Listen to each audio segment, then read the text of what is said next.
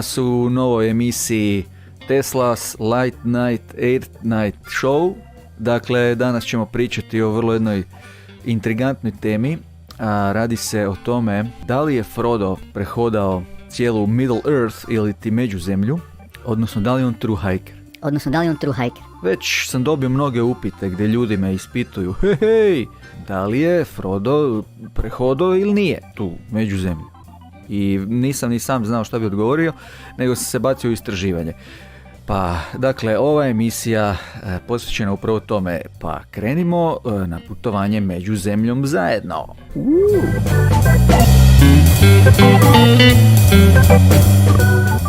Evo nas, prvo što ćemo pogledati je, dakle, putovanje Froda koji je krenuo iz Shire, The Shire, i on putuje.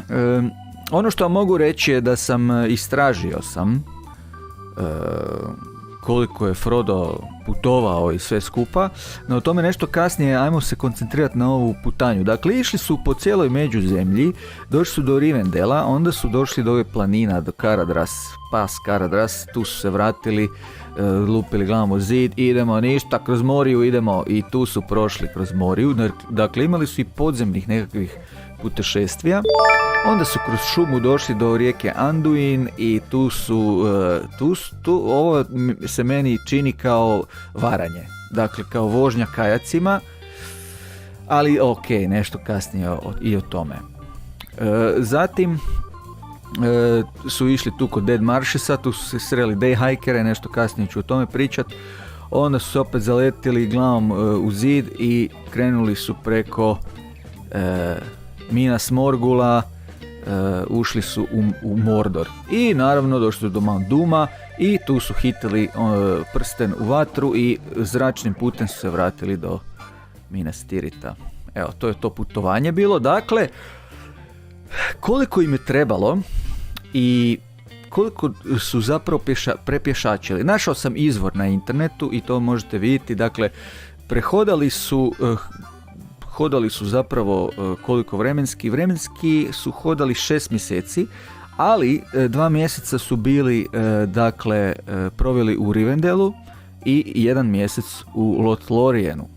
Znači da su hodali 3 mjeseca, odnosno kada se to sve podijeli sa 1350 milja, koliko je dugačak ovaj put kojim su hodali, odnosno 2160 km, dobijemo da su dnevno prolazili, sad ću vam ja to izračunati, jednako je 24 km na dan. Vrlo je zanimljivo, kad sam hodao Hrvatskom, prehodao sam 2109 km, trebalo mi 104 dana, dakle ja sam bio malo sporiji nego Frodo i Sam.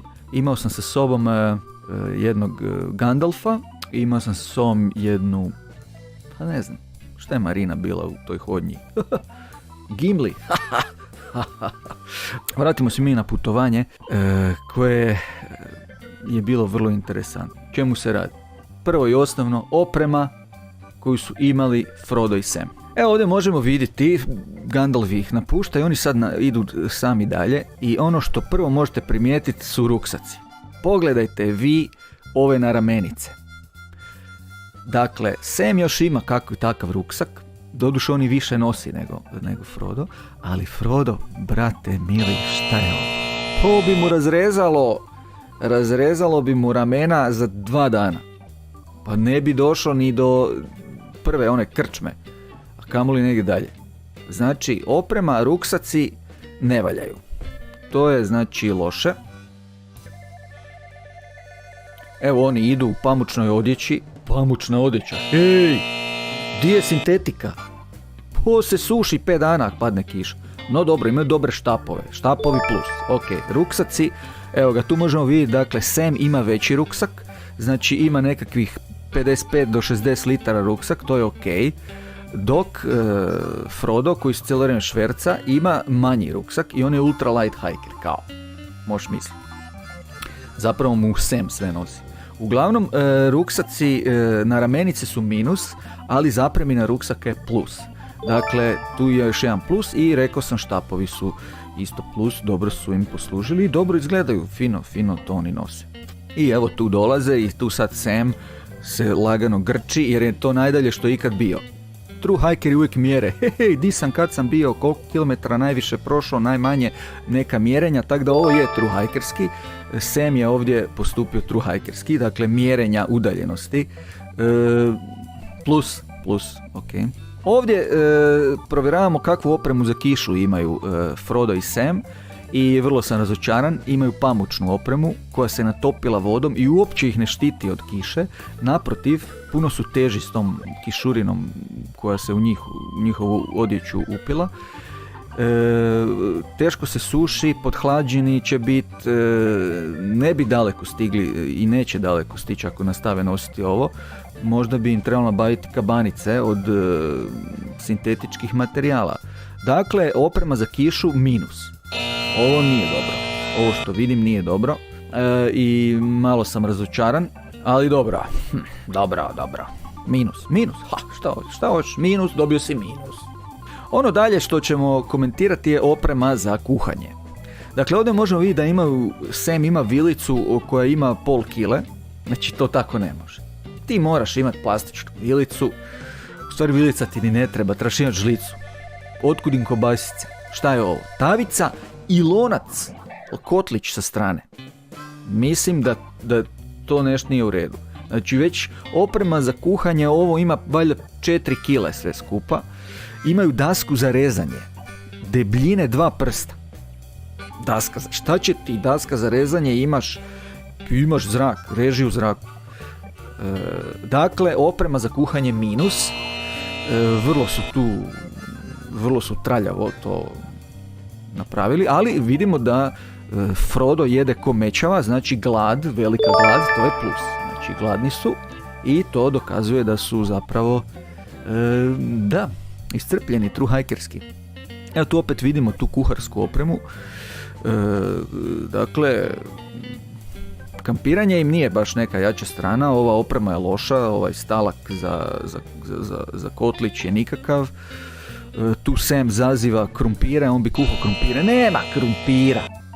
Nema krumpira na true hike-u. Možeš onaj pire u prahu uzeti, a ne krumpiri.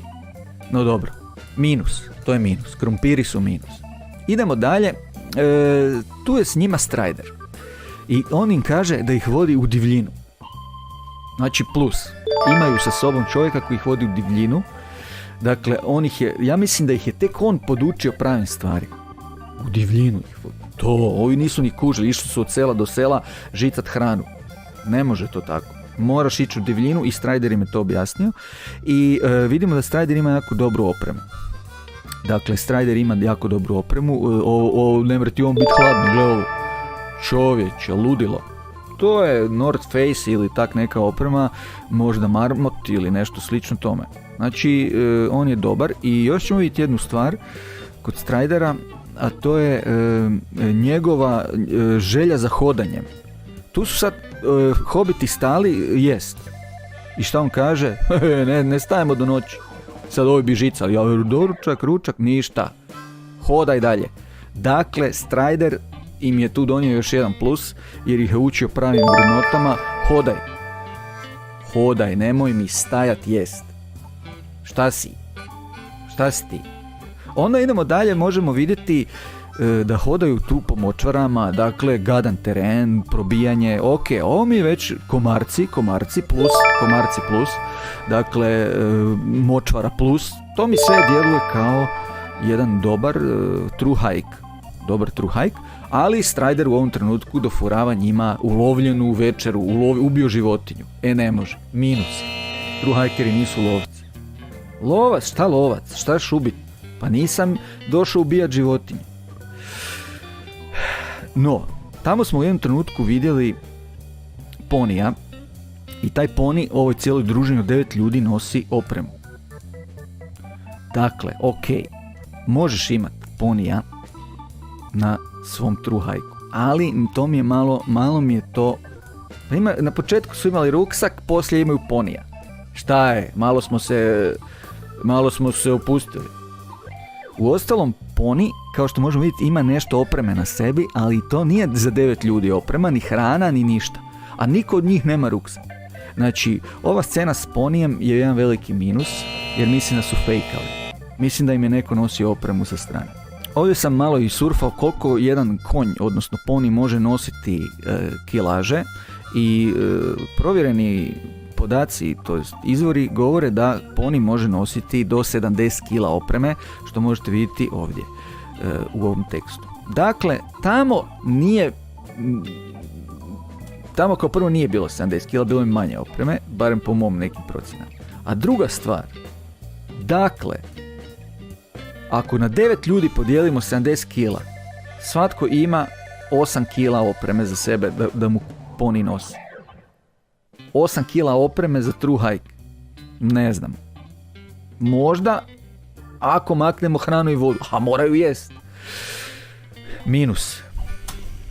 Ovo tu je jedan simboličan dio, znači oni tu udaraju po Samu i Frodi, dakle to je bol.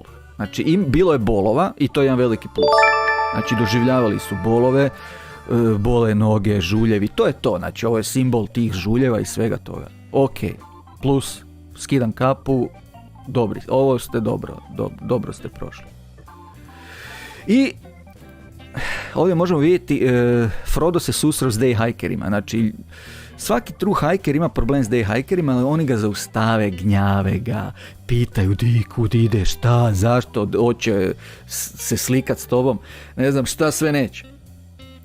Frodo je ovdje susreo day hikere, evo jednoga, i Sam je shvatio da je Frodo u opasnosti, da će početi pričati s njima i to je to. Eye contact i Frodo je počeo s njima pričat. Počeli su ga uvlačiti u svoje spike glupe. Hej, pa zašto ne bi skrenuli? Šta morate baš sve hodat? Pa možeš autostopom ići malo. Možeš, pa šta ako dođe ti friend s autom pa te prebaci? I autobus ti vozi od Crikvenice gore. I evo ga, samo što ga nisu ulovili, ali tko ga je spasio? Tko ga je spasio, poštovani gledatelji? Najveći true hiker od svih true hikera. Golub. Pogledaj kak izgleda. Ima 15 kila s krevetom. Tak izgleda true hiker. Kad to vidim, sve mi je jasno. Tako da ovo je veliki plus. Izvuko se od day hikera, veliki plus. Ono što nije fora je to što je Frodo varao. Vozio se na konju. Evo ga. Da, malo mu je slabo, pozlo mu je, nešto, ugrizlo ga je valjda neka buba, pauk, i slabo mu je. I on se dao nagovorit da ga pofura ženska na konju. Minus. Varao si. Frodo, varao si. Ali dolaze 4 jahača apokalipse. Glad, žeđ, žuljevi umor i sve dolazi po njega. Evo, došli su po njega i Frodo će odustati. Ne može više hodat. Ali, kao i velikoj većini true hikera, dolazi zgodna true hikerica. Pogledaj kak je lijepo. Ona dolazi i nema te sile koja će true hikera spriječiti da ne ide dalje za zgodnom ženskom. I evo ga, nova energija dolazi i glad, žeđ, bolovi, sumnje, sve odlazi niz vodu, a Frodo nastavlja dalje za ženskom. Ide, tjeran nevidljivom energijom. Ide za njom. Dakle, to je još jedan plus. Plus koji će donijeti prevagu. Čini mi se, ili ne. Uglavnom, da li je Frodo true hiker ili ne? Frodo i Sam, da li su oni true hikeri? Pogledajte rezultat. Pogledajte.